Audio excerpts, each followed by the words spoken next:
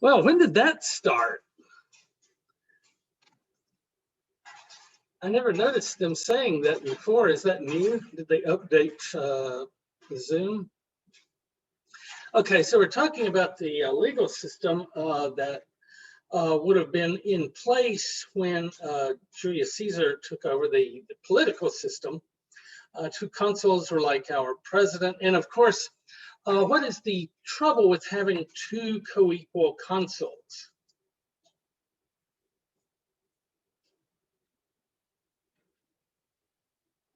They veto each other. Yeah, exactly. As long as they're agreed on everything, coolio, cool. But what if we decide to make Caesar one of our consuls and Pompey the other consul? You end up with this huge imperial war with legions marching on each other all across the Roman Empire. No bueno, no good. So what our founders did, and did anybody ever tell you in school that our system is based on that of Rome? That they kind of cribbed their notes, like, okay, here's something. All right, so Polybius argues that the Roman system is better than even the utopia created by Plato, because Plato's was imaginary and Rome's was real, and it actually worked for several hundred years. And the founders said, well, what are you going to do after you kick out a king and you don't want a king? Well, let's take a look at Roman history and what they did. So we've got the president and we've got a vice president who is clearly subordinate. So if Pence decides to take an army out to the eastern part of the American empire and fight from there, nobody will obey him. He just doesn't have the recognition. Now, the tribune power was special in that it didn't so much do stuff as stop stuff from being done.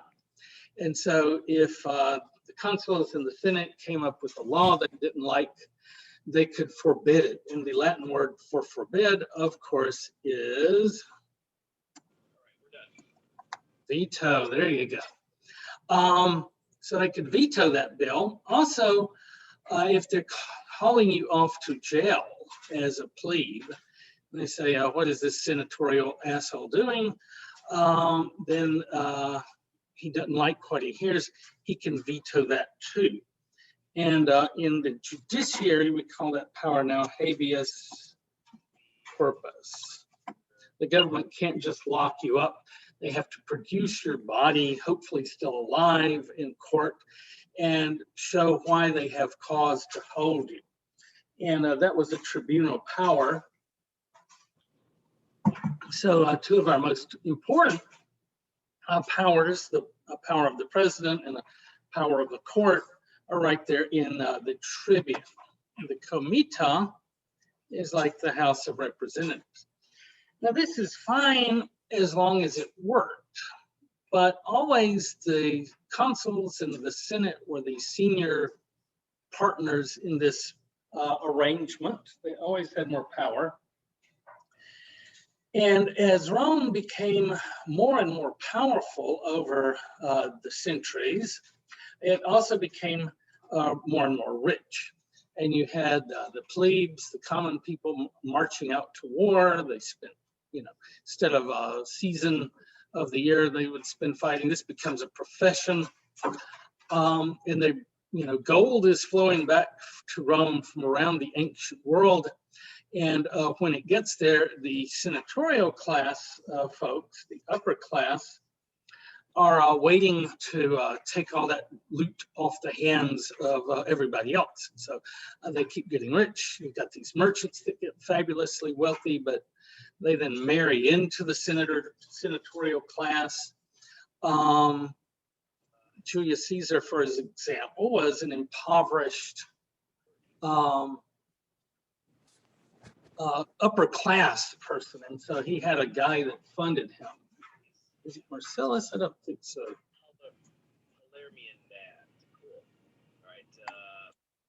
I can't hear you. Maybe turn your.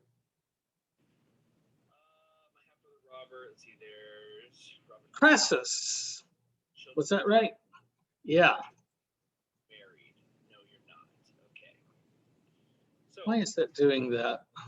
Go ahead and give him some land. Tunis. Okay, so here we go. Crassus, who was a,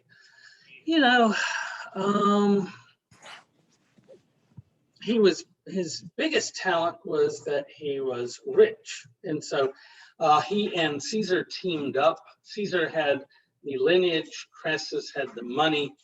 And so they were able to use the system against the people that designed it. Look at the modern Republican Party and the way that the country has been designed for 40 years to only respond to rich people. And it's like a, finely tuned Porsche sitting there idling at the curb, and Donald Trump jumps in and rides off in it. It's like, oh my God, he's got our car. So Caesar, because of his lineage and because of the financial backing, he was able to ascend and take a lot of power at the same time that he was representing the plebeian class,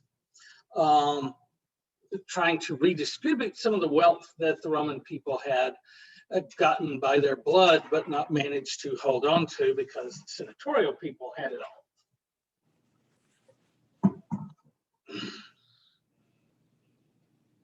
And so he spent years attacking and conquering Gaul, which would become kind of a second breadbasket. They had Egypt to grow grain, but France was, what became France. Gaul was also very fertile. And also, when the German hordes came down, they came down through Gaul. And so if we can stop them up in Gaul, then they don't get to the Alpines, they don't get across to the Italian peninsula, and we don't have to worry about them in Rome. And it was while he was in Gaul that he took a couple of side trips over into Britain that we started the quarter with. Anyway, all of this was designed to get him the credibility back home to be able to assume the consulship and take over and get the laws passed that he wanted passed. Where is Cincinnatus? Okay, so here we come to an office that once was fairly well respected. The office of dictator. Here is Cincinnatus. The way that the Roman Republic is set up, it's terribly inefficient. You can't get anything done without everybody agreeing. And how often does everybody agree? Not that often. And so they had a special office called Dictator, which superseded everything else. The courts, the consul, the tribunes, the comita, the senate, all of it. He could write laws, he could rescind laws, he could expel people, he could confiscate their property, he could execute them if he wanted to. All of this stuff for a very short period. So the unlimited power for a very short period. The Romans had this theory that power corrupts and that no one person should have too much power for too long. You have a lot of little buckets, all with its own, each one with its own power. And these check each other. They keep an eye on each other. And our system of checks and balances was based on the Roman idea because of our acceptance of the Roman idea that you don't want one person having too much power. And this dictator was an exception that proved the rule because he didn't keep that power very long. Cincinnatus had been dishonored by other senators. He had left out of the Senate. He was still a senator, but he was back home plowing. This is an ancient plow. He heard, well, the Roman Senate got word that the enemy was marching on them. I think it was the Etruscans, but it could have been somebody else. The enemy is marching and their best general is Cincinnatus. So they send this out to him, a bundle of sticks tied around an axe called the fasces, a symbol of power, in this case, absolute dictatorial power. He sets aside his plow, he takes up the fasces, off he rides to battle, quickly defeating the enemy with several months left on his dictatorship. And he chose to do with that power, he could get even with his enemies, the ones that had dishonored him. He could make himself a rich man. So instead of doing any of that, he hands back the fasces and takes up the plow. And this statue is ambivalent. He could be leaving the plow and taking the fasces, or he could be handing the fasces back to the people who had come back to the farm, and he's about to go back to farming. It's both, right? And this man was George Washington's personal hero, so much so that twice in his life, Washington followed his example. After the Revolutionary War, he took off his uniform and went back to Mount Vernon. And then after 8 years as president. And his model became the model for every president after him except Franklin Delano Roosevelt, who ran 4 times, was elected to serve 16 years. He died before he had time to. But after that, this model of Cincinnatus was so powerful that we've actually put it into the Constitution. So you can no longer run for president 3 or 4 times, only twice and out. Well, Julius Caesar was not that kind of dictator. I think, as I recall, that he had himself named dictator for 25 years. And partly it's because of fear of his enemies. Once he gives up power,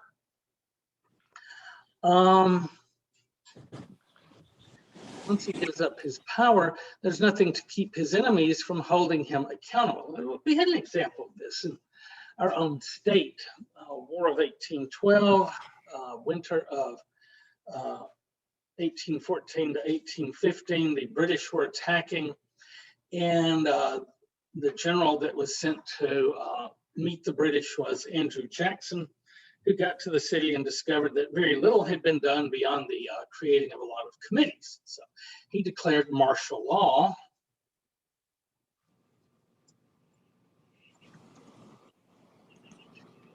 Went house to house confiscating guns so that they would, because the Americans had sent a very few troops and even fewer firearms. So he didn't keep them after the battle. They were redistributed back to their owners, but he collected them. He raised a militia. He didn't listen to the House and Senate. And one of the lawmakers got really upset that he was being ignored. And he started making a lot of noise. And so Andrew Jackson put him in jail. And then a judge, doing what judges are supposed to do, issued a writ of habeas corpus. And so Andrew Jackson put him in jail. And then 3 months later, after the British sailed out of the Gulf of Mexico, Andrew Jackson stepped down as dictator and was fined $1,000, which is a lot of money at the time, for his excesses during his period as the martial law guy. Dictator. He was essentially a dictator. So he paid his fine. Everybody lived happily ever after. But you can see that the things you do while you're a dictator can come back to haunt you after you're out. And so Caesar, worried about that, had himself made dictator for 25 years. And our story picks up there because what do the Republicans, not our kind of Republicans, what do they think this means about Julius Caesar?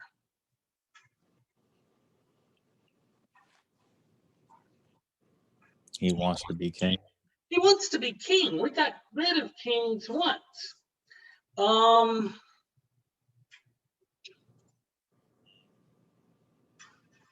In fact, the guy who who set up the original republic was this hero, founding father.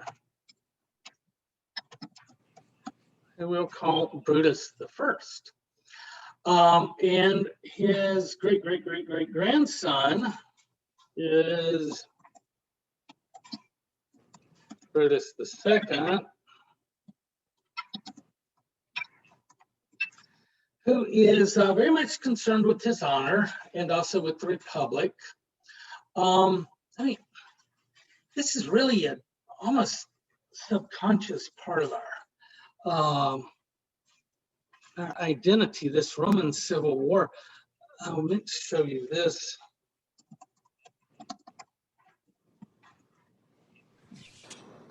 Here's my Latin textbook. I got it from my dad. I don't know if he got it from his dad. It was old, you know, this is a Ben-Hur kind of thing. That doesn't look like the one I had.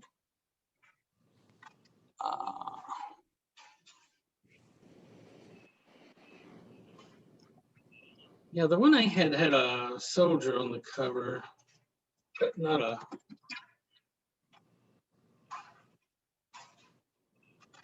All right, I don't see my particular edition. Mine was from the 1950s. Anyway, Jenny loved Julius Caesar, and a lot of his practice readings were simplified from Julius Caesar's writings, which was already simplified Latin. It's very straightforward. You know, lots of soldiers doing soldier shit when I was studying Latin. And when I started teaching it, I started teaching Wheelock's Latin because it's much, much cheaper. Yeah, here we go. And Wheelock hates Caesar. It just really hit me once we started teaching it how much he hated Caesar.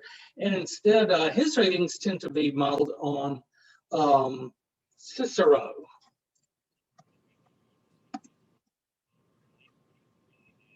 So they were probably the two best writers of their generation, and they were on opposite sides of this. Cicero is the Senate. Caesar is the representative of the people. And they see him as being a demagogue who's trying to make himself king, not bring more rights to the people.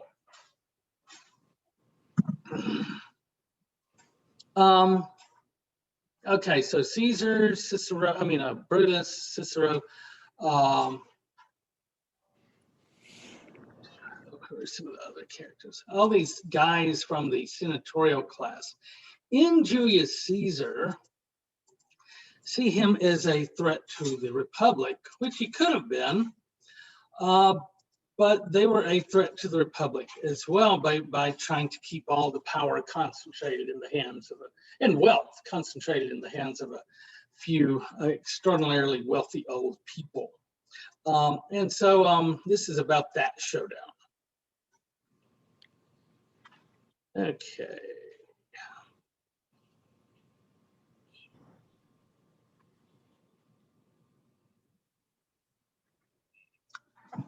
Let's see, Cassius, right? He's another one. Cinna. They represent the Senate, and they come up with the idea of the assassination in the Senate. And the Roman Senate was to be a place of discussion. They might declare war, but they weren't supposed to fight in the Senate. It was a taboo. And the toga was what you wore when you were at peace. When you went to war, you took off your toga, you put on your military uniform, but they betray the purpose of the toga by hiding these daggers in it. And to make sure that they're all all culpable, they all decide to stab him. Okay.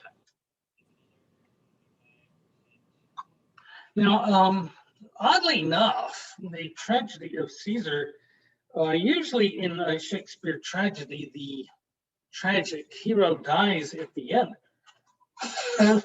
But he dies really kind of halfway through. And then the next part of the Roman Civil War picks up when, first of all, it was the Caesar folks against the senatorial people, and they pretty much thoroughly kicked their ass. And then eventually they had a falling out among themselves. And the Caesarians, it was internal war, mostly between Mark Antony and Octavian, who was Caesar's nephew. Mark Antony was his #1 commander, or #2. He was the second in line after Caesar. And anyway, the speech that Antony gives, friends, Romans, countrymen, this is based on historical records. So most of this stuff is kind of, Ides of March. All these are from the records of the time. Shakespeare works these well-known parts of the story into it. And in the end, I guess the real tragedy is that of Brutus, who, in pursuit of honor, they're all honorable men, has betrayed his best friend. And he would have seen that as a noble thing. The original Brutus,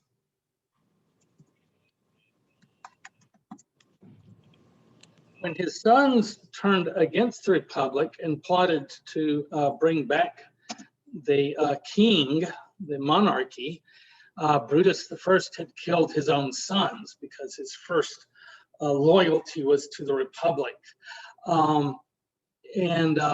So Brutus II would have seen that as kind of a model for what he was doing. Yeah, I'm killing my friend, but I'm doing it because I have to. More in sorrow than in anger, certainly not from ambition.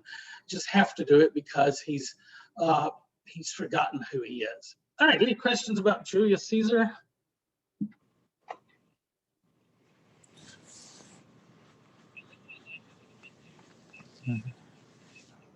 Where can I put this? 210.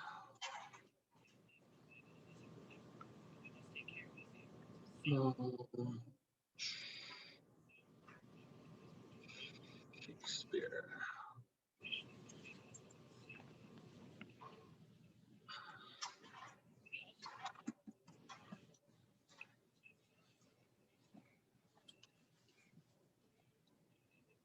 Oh, I know what I was going to mention.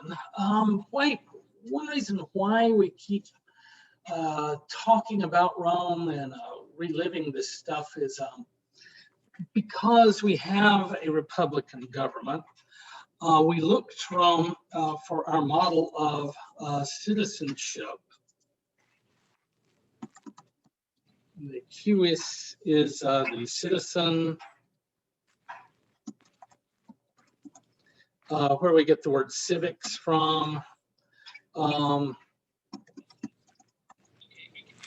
the idea of civic virtue.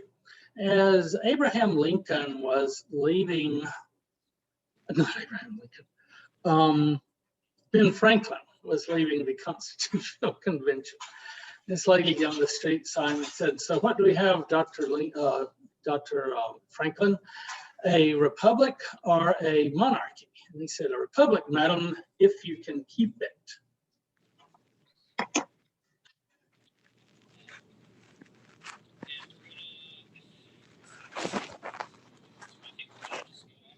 And that's because the republic is an experiment in self-government. It is testing whether people can govern themselves. And in order to be able to do that successfully, we have to have this civic virtue, this ability to say no to my impulses. Look at Cincinnatus. He could have revenge on his enemies, or he could go back to his farm. He chose to go back to his farm, put a check upon his own impulses, and put the good of the republic first. So I've got to vote. This guy will, I'm a rich person. This guy will give me a tax break, but I think that there's a lot that the government should be doing for everybody else. And so I vote for the other person despite my increased taxes. That's an example of civic virtue. And so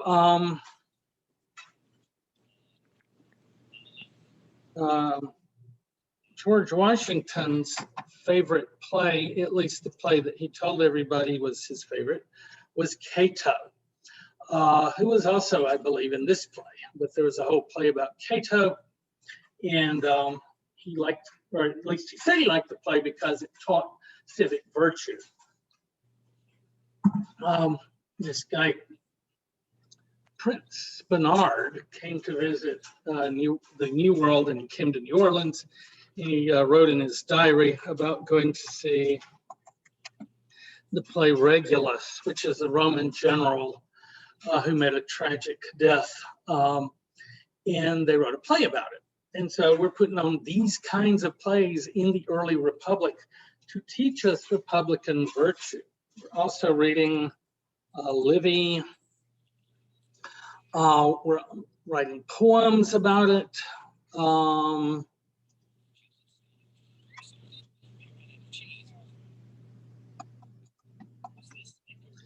Horatius at the bridge.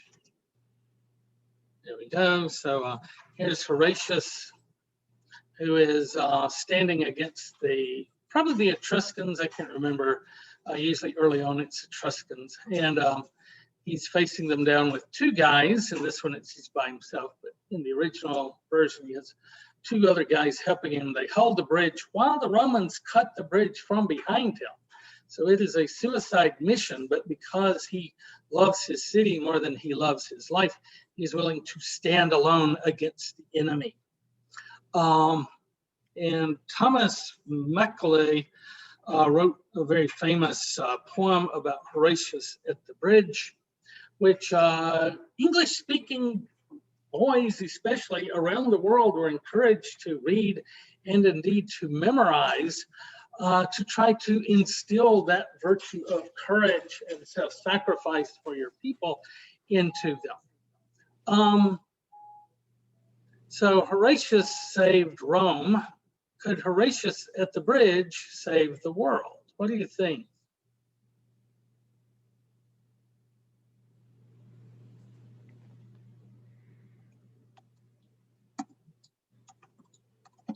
I'm going to play a clip from a movie about Winston Churchill. It's toward the end after he's won.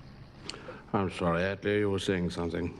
I was going to suggest a little discussion, an item on our peacetime agenda, the Uthwart report on town and country planning. The what report on what? Can y'all hear that? Uthwart, sir.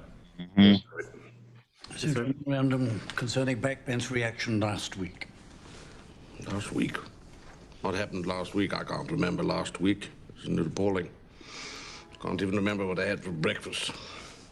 What a match. Thank you. Well, when I was a boy, when I was at school, I had a phenomenal memory. Phenomenal. Yeah. I got a prize for reciting the lays of ancient Rome. Macaulay. The whole of it. I knew the whole damn thing, word perfect, start to finish. Got a prize for it. Then out spake brave Horatius, captain of the gate. To every man upon this earth, death cometh soon or late.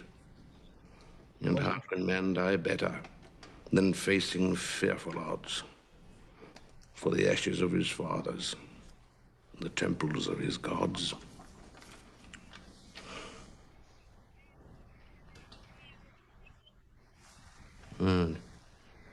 Fine. Let's move on. Okay, so Winston Churchill not only read the poem, he not only memorized the poem, he believed the poem. And it was, by the time that Britain stood up to Germany, it was almost too late. They had a decade that Churchill spent warning this Hitler guy's bad news. You need to stop him. You need to stop him. You need to stop him while he's little before he, strangle the snake when it first hatches, and we'll have to fight the dragon later. Anyway, now they've got the dragon. Everybody has collapsed. Everybody but England has been defeated. France, the Netherlands, Poland. Nobody's fighting. Germany, but England, and all the people that had been, surrendering or pacifying Germany for all those years. Well, can't we make a deal? But by that time, nobody was listening to them anymore. They had made Churchill their prime minister. And he inspired England, but what inspired him? It was poems like this. He was a historian as well as a politician. He really believed in the attitude of self-sacrifice for the common good. He believed in standing up against overwhelming odds and who knows what might happen. And indeed, Hitler in the end was dead, and Churchill was at a boring prime minister meeting, cabinet meeting. So these Republican virtues, these civic virtues, can be passed along if we put them, if we place them before our young people. It's just that we kind of stopped. I mean, anybody read Horatius at the Bridge when you were coming along? Probably not. So Brutus, Cicero, Cato, they all think they're Horatius at the Bridge and that Caesar is the guy that's going to end the Republic. And that's their justification for what they do. Had the Republic won instead of the Caesar guys, we would remember this whole thing very differently. They would be the heroes who Brutus II saved the Republic the way Brutus I set up the Republic. All right, any questions? All right. I'm going to stop sharing and